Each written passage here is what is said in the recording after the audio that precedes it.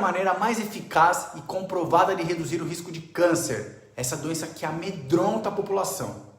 Essa é uma pergunta séria e a resposta ela é muito mais clara do que muitos imaginam. Hoje aqui a gente vai explorar 10 hábitos poderosos, todos baseados em evidências sólidas que podem ajudar a prevenir vários tipos de câncer. E o mais interessante, muitos deles estão ao seu alcance no dia a dia. Então vamos lá, vamos direto ao ponto aqui, pelo mais impactante de todos os hábitos. Evite o cigarro. Evitar o uso do cigarro provavelmente é a medida mais impactante que alguém pode tomar para reduzir o risco de câncer. Nos Estados Unidos, o cigarro está associado a 80 a 90% das mortes por câncer de pulmão. E outra, se você já fumou, saiba que parar de fumar faz uma enorme diferença. Você não sabe o bem que você fez para você, mesmo que você não tenha parado cedo. Se o indivíduo para de fumar ainda na fase jovem adulta, ele consegue eliminar cerca de 90% da mortalidade excedente causada pelo cigarro. Mas mesmo quem para mais tarde ainda na vida pode se beneficiar. Parar de fumar reduz o risco de câncer de pulmão em até 50% dentro de 10 a 15 anos. Portanto, parar de fumar é, sem dúvida alguma, uma das decisões mais valiosas que alguém pode tomar pela própria saúde. Segundo hábito, manter um peso corporal saudável.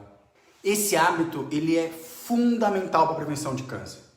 Embora o IMC não seja uma ferramenta perfeita, já que pessoas com muita massa magra podem ter um IMC alto, ele ainda é útil para a maioria da população. O objetivo é você manter sempre um IMC entre 18,5 a 24,9. A obesidade ela está associada ao aumento de pelo menos 13 tipos diferentes de câncer. Alguns exemplos incluem câncer de endométrio, câncer de mama, especialmente após a menopausa, câncer de cólon, câncer de rim. Nos Estados Unidos, onde a maioria dos estudos é realizada, cerca de 11% dos casos de câncer em mulheres e 5% dos casos em homens estão relacionados ao excesso de peso. No caso do câncer de endométrio, o número ele é muito, mas muito assustador. De 50% a 60% dos casos estão ligados ao sobrepeso e à obesidade. Em mulheres pós-menopausa, o risco de câncer de mama ele pode ser de 20% a 60% maior se houver excesso de peso. E até 40% dos casos de câncer de colo retal também estão associados ao peso corporal elevado. Qual que é a boa notícia aqui? Como a do tabagismo.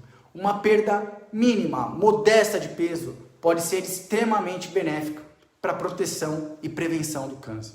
E o caminho continua. Sendo comer melhor, sendo comer menos e se movimentar mais. Para você perder peso, você vai ter que se manter em déficit calórico. Terceiro hábito, praticar atividade física regularmente. O exercício físico ele tem impacto direto, profundo na prevenção de câncer. E não é apenas isso. Ele é benéfico para todos os aspectos da saúde. As diretrizes elas recomendam 150 minutos por semana de atividade física vigorosa, como corrida, musculação, crossfit ou HIIT. Ou 300 minutos por semana de atividade moderada, como caminhada, uma caminhadinha acelerada, uma natação leve, dar uma soltadinha de braço lá. Se você conseguir ainda combinar os dois tipos, melhor. Mas o mais importante é que o movimento seja praticado de forma regular. A prática constante de exercícios ajuda a regular os níveis hormonais, melhorar a resposta imunológica, regular a inflamação, reduzir a inflamação, aumentar o trânsito intestinal, especialmente importante para prevenir o câncer de cólon, tá? Por isso que se exercitar com regularidade é uma das atitudes mais poderosas que você pode tomar para se proteger contra o câncer e melhorar a sua saúde como um todo. Quarto hábito. Uma alimentação saudável e protetora. Mas o que significa isso? É claro que esse conceito ele pode variar conforme quem responde. Cada pessoa responde de um jeito. Mas a ciência é muito clara aqui.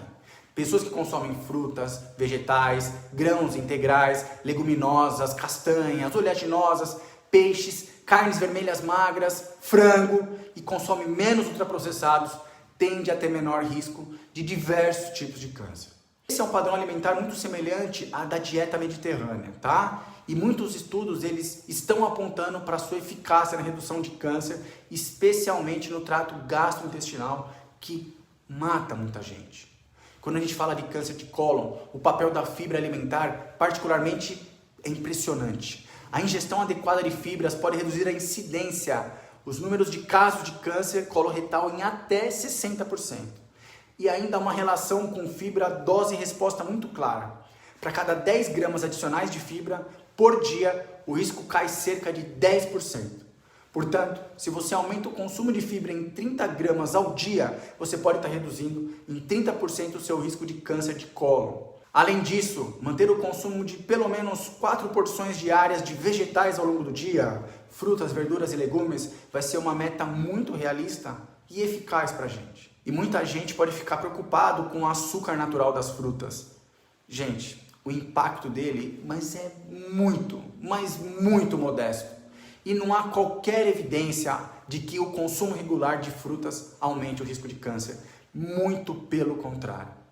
Quinto hábito agora, reduzir o consumo de alimentos ultraprocessados e de carnes processadas. Os alimentos ultraprocessados e as carnes processadas estão consistentemente associados a maior risco de câncer, especialmente o câncer coloretal. E há um dado preocupante aqui. A incidência de câncer de cólon, ela vem crescendo de forma constante nas últimas décadas, desde os anos de 1930. Essa tendência, ela acompanha em paralelo o aumento do quê? Do consumo de produtos ultraprocessados, de alimentos ultraprocessados, que são altamente palatáveis e pobres em nutrientes. E por incrível que pareça, o problema desses alimentos não está em ingredientes isolados, como aditivos, conservantes, que nem o pessoal fica amedrontando a gente, gordura vegetal, estabilizante. Não. Estudos conduzidos por Kevin Hall, eles sugerem que o fator central desses alimentos está na alta palatabilidade.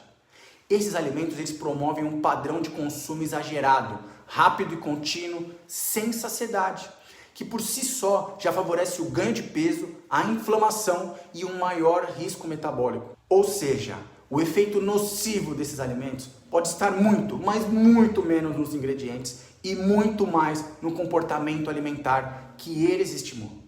No caso específico das carnes processadas, a preocupação se volta para o uso do quê? De nitritos e nitratos, substâncias que ao serem expostas ao calor podem gerar compostos potencialmente carcinogênicos como as nitrosaminas. No Brasil, a Anvisa ela publicou regulamentações recentes que limitam a quantidade permitida desses aditivos em produtos carnes processados. E essa é uma tentativa de minimizar especialmente um país com alto consumo desses alimentos em escolas e lanches industrializados. A atitude aqui foi muito boa. E agora permanece uma dúvida muito importante, legítima e muito honesta com vocês. Será que o consumo eventual e moderado, dentro de um padrão alimentar saudável e rico em fibras, representa o mesmo risco quando a gente fala em consumir carne processada ou alimentos ultraprocessados? A resposta ela não é definitiva, mas o que a gente sabe é que o risco aumenta com a frequência e o volume do consumo desses alimentos. Portanto, a orientação mais segura continua sendo: faça desses alimentos uma exceção, não a regra. E mantenha a base da dieta ancorada em alimentos in natura ou minimamente processados. Sexto hábito: reduzir o consumo de álcool. O álcool ele também está fortemente associado ao aumento de diversos tipos de câncer. Quem consome 2 a 3 doses por dia tem um risco de cerca de 20% maior de câncer de mama. E até mesmo uma dose por dia já eleva esse risco em 10%. Nos cânceres de boca e garganta, o impacto ele vai ser ainda mais preocupante. O consumo crônico de álcool ele pode multiplicar o risco em até 5 vezes. Isso não significa que alguém jamais possa beber uma taça de vinho ou tomar uma cervejinha em uma celebração qualquer. Não. Mas o hábito de beber diariamente ou em altas quantidades deve ser reavaliado com seriedade, especialmente quando o objetivo é a prevenção do câncer. A mensagem é clara: quanto muito menos de álcool, melhor. Sétimo hábito: moderação na exposição ao sol e o uso do protetor solar. A exposição à radiação ultravioleta é o principal fator de risco para o desenvolvimento de câncer de pele, especialmente o melanoma, que é um dos tipos mais agressivos por sua alta capacidade de metástase. Um estudo randomizado realizado na Austrália mostrou que o uso de protetor solar diário reduziu a incidência de melanoma em 50% ao longo de 10 anos. Se você é alguém que passa bastante tempo ao ar livre, correndo, pedalando ou apenas se deslocando a pé em regiões com alta radiação solar, o uso regular de protetor solar, roupas com proteção ultravioleta, bonés, óculos escuros não é apenas uma questão de estética. É uma estratégia poderosa e preventiva contra o câncer. 8º hábito: atenção ao ambiente, poluição, mofo, radônio e o ar interno. Nem todo risco de câncer está associado ao prato. O ambiente onde vivemos também é um componente fundamental para a prevenção de câncer. A poluição atmosférica, especialmente as partículas finas, como o material particulado PM2.5, é classificada pela OMS como carcinogênica para humanos, principalmente por aumentar o risco de câncer de pulmão. O fumo passivo também aqui continua sendo um fator de risco relevante. Em ambientes domésticos ou profissionais, onde há exposição constante a fumaças de cigarro, devem ser evitados a todo custo. Outro risco menos conhecido, mas extremamente relevante, é o radônio. O que é o radônio? É um gás radioativo incolor, inodoro, que se infiltra nas casas a partir do solo, especialmente em áreas mal ventiladas. O radônio hoje ele é a segunda principal causa de câncer de pulmão nos Estados Unidos, ficando apenas atrás do cigarro. Testes domésticos simples, eles podem detectar a presença desse gás e permitir intervenções como vedação do solo e melhora da ventilação. Também devemos mencionar aqui o problema do mofo, tá? Especialmente em ambientes com infiltração ou umidade excessiva. Certos fungos, eles liberam micotoxinas com potencial inflamatório altíssimo e possivelmente carcinogênico, principalmente com exposição crônica. Dicas práticas aqui: invista em ventilação cruzada, desumidificadores se necessário, use purificadores de ar com filtro EPA, faça inspeções periódicas contra mofo e infiltrações. E, se possível, teste sua casa para radônio, especialmente em áreas de risco. Manter um ambiente limpo, arejado e livre de poluentes invisíveis é uma forma silenciosa, porém poderosa de proteção contra o câncer. 9º hábito: controle do estresse crônico. Muita gente subestima o impacto do estresse crônico na saúde, mas a ciência mostra que ele pode sim influenciar e desenvolver o câncer. A ligação exata dessa relação ainda está sendo estudada, mas os mecanismos mais prováveis envolvem duas vias principais. A primeira é o aumento persistente do cortisol, que compromete o sistema imunológico, e a elevação de citocinas inflamatórias, criando um ambiente favorável a mutações. Estudos observacionais, eles mostram que pessoas sob estresse contínuo têm maior incidência de certos tipos de câncer, principalmente quando não usam estratégias de regulação emocional, não dormem bem ou vivem sob pressão constante. E o mais perigoso é que o estresse nem sempre ele é visível. Muitas vezes ele vem disfarçado de produtividade, autocobrança ou da sensação de que nunca é suficiente, mas o corpo sente. A inflamação silenciosa é um dos caminhos mais relevantes para o surgimento de doenças crônicas, inclusive o câncer. Por isso que gerenciar o estresse deve ter a mesma prioridade que se alimentar bem ou se exercitar.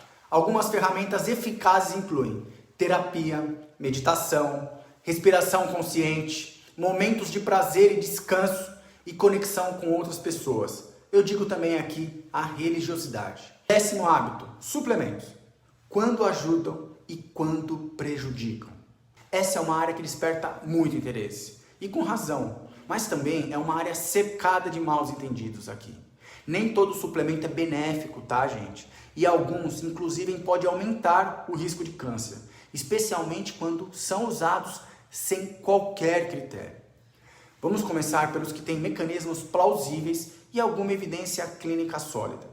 A vitamina D, sem dúvida, é uma das mais promissoras. Estudos de randomização mendeliana, que usam variações genéticas como forma de inferir causalidade, mostraram que pessoas geneticamente predispostas a ter baixos níveis de vitamina D têm uma mortalidade por câncer significativamente maior.